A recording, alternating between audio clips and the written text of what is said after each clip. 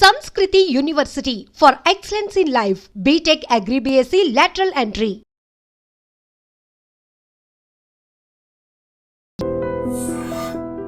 జగిత్యాల జిల్లా కోరుట్ల ఆదర్శ నగర్లో జరిగినటువంటి ఒక ఇన్సిడెంట్ గురించి ఇప్పుడు అందరూ మాట్లాడుకుంటున్నటువంటి పరిస్థితి. అసలు ఏ మాత్రం కూడా కనికరం లేకుండా, ఏ మాత్రం కూడా ఆలోచించకుండా పిన్ని అని రోజు ఆమె చుట్టూ తిరిగే అమ్మాయిని చంపేసింది అని అంటే దీన్ని బట్టే అర్థం చేసుకోండి అసలు కుటుంబాలు ఏమైపోతున్నాయి, అసలు మానవత్వం ఏమైపోతుంది, ఏమీ అర్థం కానటువంటి పరిస్థితి. ఇప్పుడు వీళ్ళందరూ ఈ కుటుంబ నేపథ్యం ఏంటి అని అంటే అత్తమ్మ, అట్లాగే వాళ్ళిద్దరు కోడళ్ళు, అండ్ వాళ్ళిద్దరు కోడళ్ళకి ఇద్దరు పిల్లలు ఉన్నారు. కవల పిల్లలు అంటే ఈమెకున్నటువంటి కవల పిల్లలకి అక్కా చెల్లెళ్ళ కూతుర్లనిచ్చి మ్యారేజ్ చేసింది. సో వాళ్ళిద్దరికి ఇప్పుడు మొత్తం కలిపి ఈ అత్తమ్మకి 4 మనమలు మనమరాళ్ళు అనుకోండి. వీళ్ళందరూ కూడా ఇప్పుడు వీళ్ళ కొడుకులు ఎవరైతే ఉన్నారో వీళ్ళ కొడుకులు కావచ్చు, అట్లాగే ఆమె హస్బెండ్, వాళ్ళందరూ కూడా సౌదీలో ఉంటున్నారు. బాగుపడాలి, కుటుంబాన్ని పెంచి పోషించాలంటే ఇక్కడ ఉన్నటువంటి దాంతో సరిపోవట్లేదు. కాబట్టి సౌదీ వెళ్తే కొంత సంపాదించుకొని వచ్చి ఇక సెటిల్ అవ్వచ్చు, కొన్నేళ్ల పాటు కష్టపడితే ఇక అంతా మంచిగా అవుతుంది అని వాళ్ళ 2 కొడుకులు అట్లాగే వాళ్ళ హస్బెండ్ అందరు కూడా సౌదీలో ఉంటున్నారు. వీళ్ళందరూ కూడా ఒకే దగ్గర కలిసి ఉంటున్నారు. రోజులాగానే ఏమాత్రం కూడా ఎవరికైనా ఏం డౌట్ వస్తుంది, ఇట్లా ఒక హత్య జరుగుతుంది, అది కుటుంబ సభ్యురాలే చేస్తుంది అని ఏమాత్రం కూడా డౌట్ రాదు. ఇప్పుడు 2 కోడళ్ళ పేరు వచ్చేసి ఒక ఆమె పేరు నవీన, ఇంకొక ఆమె పేరు మమత. నవీన పెద్ద కోడలు, చిన్న కోడలు వచ్చేసి మమత అన్నమాట. ఇప్పుడు ఈ చిన్న పాపని హితిక్షని హత్య చేసింది మమత, అంటే పిన్ని. రోజు పిన్ని పిన్ని అని అంటే అమ్మ తర్వాత అమ్మ అని అంటారు కదా పిన్నిని. సో ఆ పిన్నే వాళ్ళ అమ్మ మీద ఉన్నటువంటి కోపంతో ఇప్పుడు ఆ బిడ్డని చంపేసినట్టుగా పోలీసులు ప్రాథమికంగా ఒక నిర్ధారణకైతే వచ్చిండ్రు. ఈమెను అరెస్ట్ కూడా చేసింది. అసలు ఏం జరిగింది అంటే నిన్న తిక్ష వాళ్ళ మమ్మీ ఎవరైతే ఉన్నారో నవీన ఆమె కరీంనగర్ లో షాపింగ్ అని వెళ్ళిందట. అత్తమ్మని చూసుకోమని చెప్పి వెళ్ళింది. సో వాళ్ళ అత్తమ్మ అట్లనే చూసుకుంటుంది. జస్ట్ ఆమె స్కూల్కి వెళ్ళి వచ్చింది. శనివారం రోజు ఆ పాప స్కూల్కి వెళ్ళి వచ్చింది, 1వ తరగతి చదువుతుంది. స్కూల్కి వెళ్ళి వచ్చిన తర్వాత నేను స్నానం చేపిస్తానమ్మా, నువ్వు ఆడుకో అని చెప్పి వెళ్ళింది. 2 మినిట్స్లో బాత్రూమ్ వెళ్ళి వచ్చేసరికి ఆ పాప కనిపించలేదు. తోటి పిల్లలతోని ఇప్పటి వరకు ఆడుకునుంది, ఎటుపోయింది అని అంటే పక్కనే ఈయనే కనిపించింది అని మిగతా తోటి పిల్లలు కూడా చెప్పిండ్రట. వెతికిండ్రు ఎంతకు కూడా కనబడలేదు. ఇక మిగతా వాళ్ళందరికీ కాల్ చేసింది ఆమె, ఇట్లా బిడ్డ కనబడతలేదు, 1 గంట అయిపోయింది, 2 గంటలు అయిపోయింది, ఎటుపోయిందో అర్థమైతలేదు అని.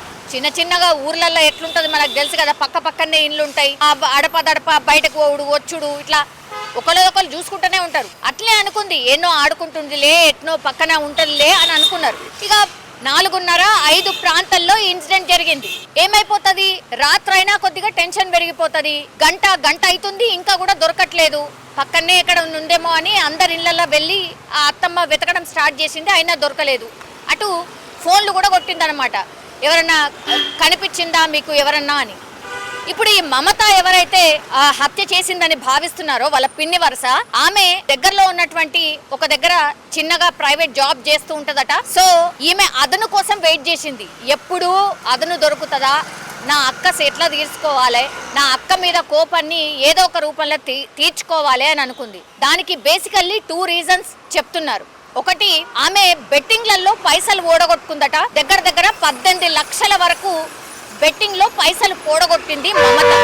అయితే ఆ అప్పు తీర్చడానికని ఇక వీళ్ళు మగవాళ్ళు ఆడ సౌదీలు ఉంటున్నారు కదా, అంతో కొంత పంపించిన తర్వాత ఈ బెట్టింగ్ కి సంబంధించిన అప్పులు ఏవైతే ఉన్నాయో వాటిని తీర్చడం స్టార్ట్ చేసిండ్రు. ఇళ్లలో ఎట్లుంటుందో మనకు తెలుసు కదా. ఇక ఒక మాట ఆ మాట ఈ మాట, వాళ్ళ అత్తమ్మనుడు, ఆ తర్వాత నవీన అంటే వాళ్ళ అక్క అనుడు, ఇవన్నీ ఆమె తీసుకోలేకపోయింది, తట్టుకోలేకపోయింది. చాలా టైమ్స్ ఆమెని పాయింట్అవుట్ చేస్తూ ఇవే మాటలు అనడం, ఆమెకు కోపం తెప్పించడం, పదే ఆమెను గుచ్చి నీ వల్లనే అప్పైంది, అందుకనే వీళ్ళందరూ బయట పోయి ఉంటున్నారు, నీ వల్లనే అని చాలా టైమ్స్ అంటూ ఉండేవాళ్ళట. అండ్ ఇంకోటి ఏంటి, ఈ రీజన్ తోని ఇప్పుడు ఈ పెద్ద ఆమె ఎవరైతే ఉన్నారో నవీన, ఆమెకు ప్రయారిటీ పెరిగిపోయింది, ఎక్కువ ఇంపార్టెన్స్ పెరిగిపోయింది. అంటే ఈమె మాట అసలు ఇంట్లో చెల్లేది కాదు, కేవలం నవీన మాటనే వినేది, వాళ్ళ అత్తమ్మ కావచ్చు, మిగతా ఎవరైతే ఉన్నారో కుటుంబ సభ్యులందరూ కూడా. సో దీంతో ఆమె కోపం ఇంకా రెట్టింపు అయిపోయింది. ఏం చేయాలా, ఏదో ఒకటి చేయాలా, నా వల్ల అయితలేదు అనుకుంది. వీళ్ళకి ఏదో ఒక లెసన్ ఖచ్చితంగా నేను వాళ్ళకు నేర్పియాలి అని అనుకుంది. అసలు ఏమీ ఆలోచించలే, ఇంకా ఏదో ఒకటి గట్టిది పెద్దది చెయ్యాలి, అయితే గాని వీళ్ళిగా దారికి రారు అనుకున్నదో ఏమనుకుందో తెలియదు గాని పాపం ఈ హితిక్ష అనే పాపని చంపేస్తే ఆమె కోపం తీరుతుంది అనుకున్నదా, లేకపోతే వాళ్ళ అక్క మీద అంటే తోటి కోడల మీద ఉన్న కోపం పోతుంది అనుకున్నదా, ఏం ఆలోచించిందో తెలియదు. తీరా చూస్తే ఆ రోజు ఇప్పుడు నవీన వాళ్ళ అమ్మ హితిక్ష వాళ్ళ మమ్మీ షాపింగ్ కి వెళ్ళింది. అత్తమ్మ ఒక్కతే ఉన్నది, పిల్లలు మాత్రమే ఉన్నారు, బయట ఆడుకుంటున్నారు. ఇదే అదనుగా భావించింది కాబట్టి ఆమె ఏం చేసింది, పిన్నే కాబట్టి పాపం హితిక్షకు కూడా ఏమాత్రం కూడా డౌట్ రాలేదనుకుంటా. సో మూడో ఇల్లు, వాళ్ళ ఇల్లు నుంచి మూడో ఇంటి దగ్గర ఆమె అంటే ఆ ఇల్లుకి నా కాంపౌండ్ కి సంబంధించిన గేటు లేదు, అట్లాగే బాత్రూమ్ కి డోర్ కూడా లేదట. సో అదే కరెక్ట్ ప్లేస్ గా భావించినట్టుంది. తీరా ఆ పాప ఆడుకుంటూ ఆడుకుంటూ అటు పోయిందా, లేకపోతే ఈమెనే పిలిచి ఆ బాత్రూమ్ లో పిలిచి చంపేసిందా తెలీదు. ఇప్పుడు పోలీసుల విచారణలో అవన్నీ కూడా బయటపడే పరిస్థితి ఉంటుంది. ఆ పక్కన మూడో ఇల్లు, వాళ్ళ ఇల్లు నుంచి మూడో ఇంటి దగ్గరనే ఆమె శవమై కనిపించింది, పూర్తిగా రక్తపు మడుగులో ఆ పాప గొంతు దగ్గర. ఇప్పుడు ఈ మమత ఎవరైతే ఉన్నారో ఈ మమత కత్తి అట్లాగే కట్టర్తోని అత్యంత దారుణంగా పాశవికంగా ఆమె గొంతు దగ్గర పొడిచి చంపేసినట్టుగా పూర్తిగా ఆనవాళ్లు కనిపిస్తున్నాయి. బాత్రూమ్ లో రక్తపు మడుగులో ఆ పాప పసిపాప పడి ఉంది, పూర్తిగా చనిపోయింది అని నిర్ధారణ చేసుకున్న తర్వాతనే ఆమె వెంట ఆల్రెడీ ఇంకో డ్రెస్ తెచ్చుకుంది. సో ఇవన్నీ రక్తపు మరకలు ఉంటాయి కాబట్టి మమత ఆ డ్రెస్ ని మార్చేసుకొని ఇంకో డ్రెస్ వేసుకొని ఏమీ తిరగనట్టు ఏమీ ఎరగనట్టు ఆమె బయటకు వచ్చి మళ్ళీ హితిక్షని వెతికే ప్రయత్నం చేసింది. ఎంత దారుణం ఒకసారి ఊహించుకోండి. వాళ్ళలాగానే కలిసిపోయి నా బిడ్డనే ఏదో మిస్ అయినట్టుగా నాటకమాడుతూ దొంగ ఏడుపులు ఏడుస్తూ తల బాదుకుంటూ గట్టి గట్టిగా అరుస్తూ ఏడుస్తూ ఇంత చేసింది. అసలు విజువల్ చూసిన వాళ్ళు ఎవరైనా సరే ఇప్పుడు మమతనే హత్య చేసింది అన్న తర్వాత అసలు ఆశ్చర్యపోతున్నారు. ఇంత భయంకరంగా మనుషులు ఉంటారా, ఇంత భయంకరంగా ఆలోచిస్తారా, అసలు మానవత్వం చచ్చిపోయిందా అని మాట్లాడుకుంటున్నటువంటి పరిస్థితి. ఆ చిన్న పాపకి అసలు ఏం తెలుసు? నీకేమైనా కొట్లాటుంటే నీకేమన్నా ఉంటే పెద్దవాళ్ళు మీరు మాట్లాడుకోవాలి, లేకపోతే సపరేట్ ఉండాలి, మీ వల్ల కలిసి ఉండడం కాకపోతే ఇంకోటే చేయాలి. కానీ ఆ పసిపిల్ల ఏం తప్పు చేసింది, నీకేం హాని చేసింది? రోజు నిన్ను పిన్ని అని అంటే అమ్మ తర్వాత నెక్స్ట్ అమ్మ పిన్ని అవుతుంది. అట్లాంటి అమ్మాయిని చంపేసింది మమత అంటే ఇక ఎవరిని నమ్మాలి? అసలు పిల్లలు ఎవరిని నమ్మొచ్చు అనేది అర్థం కాని పరిస్థితి. ఇక్కడ అదే జరిగింది. ఎందుకంటే ఆమె మరి ఏం ఆలోచించిందో తెలియదు. క్రైమ్ చేసేసి ఆ పిల్లని చంపేసిన తర్వాత ఆమె కోపం తీరిపోతుంది అనుకున్నది కావచ్చు, కానీ నేను దొరక అని ఎట్లా అనుకుందో అర్థం కాలేదు. సీసీ కెమెరాలు ఉన్నాయి, టెక్నాలజీ ఉంది. అండ్ ఇప్పుడు మమత ఒక్కటే చేసిందా? మమతతో పాటు ఇంకెవరైనా సహకరించిండ్రా? మమతతో పాటు ఇంకెవరికైనా కోపం ఉందా హితిక్ష మీద, లేకపోతే వాళ్ళ ఫ్యామిలీ మీద ఎవరికైనా కోపం ఉందా? ఇట్లా అన్ని కోణాల్లో పోలీసులు దర్యాప్తు చేస్తున్నారు. ఈ మొక్కతే చేసిందా, లేకపోతే ఇంకెవరైనా సహకరించిండ్రా? ఇట్లా అన్ని కోణాల్లో పోలీసులు అయితే దర్యాప్తు చేస్తున్నారు. ఇప్పుడు ఆమెను తీసుకెళ్లి పోలీసులు విచారణ చేస్తున్నారు, అరెస్ట్ కూడా చేసిండ్రు.